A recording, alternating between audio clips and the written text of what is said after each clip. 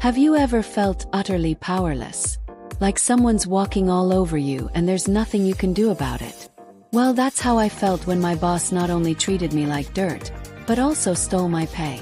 But little did he know, I was about to serve him the sweetest revenge of his life. If you've ever been mistreated at work or just dreamt of putting someone in their place, hit that like button, subscribe, and get ready for one of the most satisfying paybacks you'll ever hear. Setup. I was 22 years old, fresh out of school, and trying to build a future for myself. I got a job at a small auto shop. Nothing fancy, just a place to get some experience and pay the bills. The shop was run by a decent guy. Let's call him the owner. He was friendly, always buying snacks for the staff, making small talk, and treating everyone like people, not just employees. But then C came in. C was the new supervisor.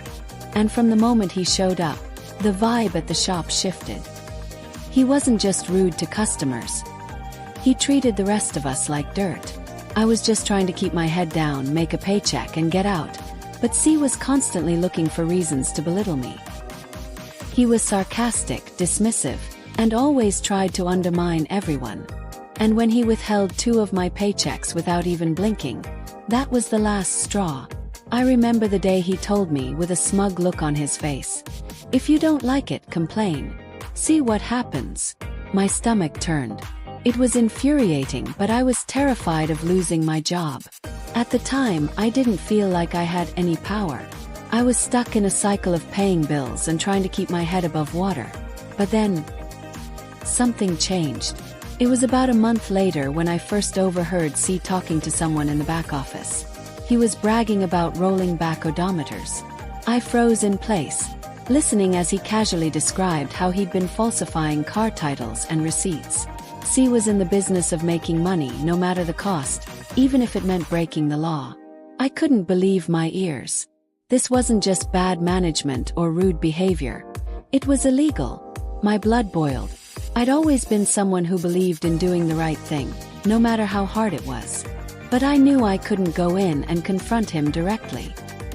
He'd probably fire me on the spot, and I'd be out of a job with no evidence to back up my claims. So, I did the only thing I could think of. I started documenting everything. Receipts, car titles, invoices. Anything I could get my hands on. For weeks, I quietly kept track of everything I saw, knowing that I was collecting the pieces of the puzzle that would eventually bring C down.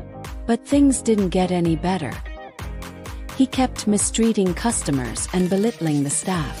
And then one day, he fired me without paying me a single penny for the work I'd done. Just like that, I was gone. But the thing was, I wasn't going down without a fight. I thought about walking away, about letting it go, but I couldn't. This was bigger than just me. This was about justice. The shop's owner didn't know any of this was happening. He visited the shop regularly, but only for short periods of time. He wasn't there enough to see what C was really like. I knew I had to go straight to him, so I gathered all my evidence. I spent hours organizing it, making sure every detail was clear and undeniable. When I walked into the owner's office, I felt a surge of determination. I handed him the folder, neatly arranged with everything I had collected, and laid it all out for him. "I'm not asking for my job back," I said, my voice steady despite the adrenaline coursing through my veins. "But C is running a scam. He's been mistreating the customers and stealing from the company. He's hurting you, and I can prove it." The owner was silent for a moment, scanning the documents.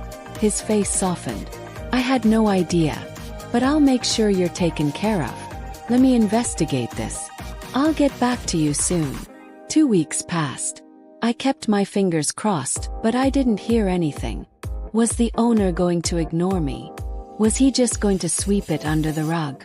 I felt a bit of doubt creep in, but I didn't let it get to me. I'd already come this far. Then one day I got the call.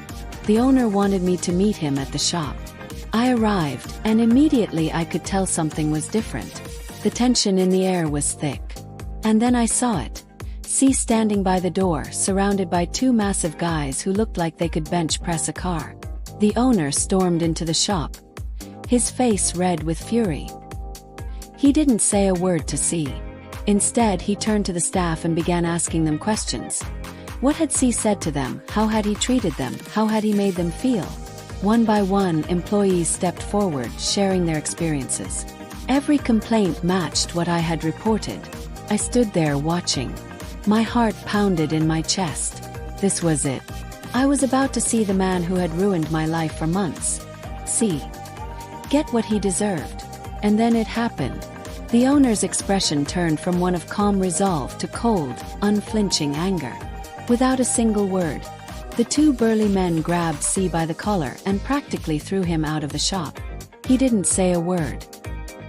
He didn't even try to defend himself. He just walked out, his head down, his shoulders slumped, like a dog with its tail between its legs. The shop erupted into laughter and applause. I couldn't help but feel a wave of satisfaction flood over me. The justice I had been craving for months had finally arrived. One of my co-workers stepped in to replace C, and the whole atmosphere in the shop changed. People smiled again. We joked around. It was a place to be proud of once more. And we all knew it. C would never be allowed to return. As I look back on that experience, I'm reminded of one simple truth. Doing the right thing might not always be easy, but when the world feels stacked against you, it's up to you to take control. I didn't just stand up for myself. I stood up for what was right, for the people who couldn't speak out, and for the justice that was long overdue. If this story gave you chills, smash that like button, share it with someone who's been through a similar situation, and drop a comment below. What's the most satisfying revenge you've ever witnessed? And, of course, if you want more incredible revenge stories like this, don't forget to hit that subscribe button.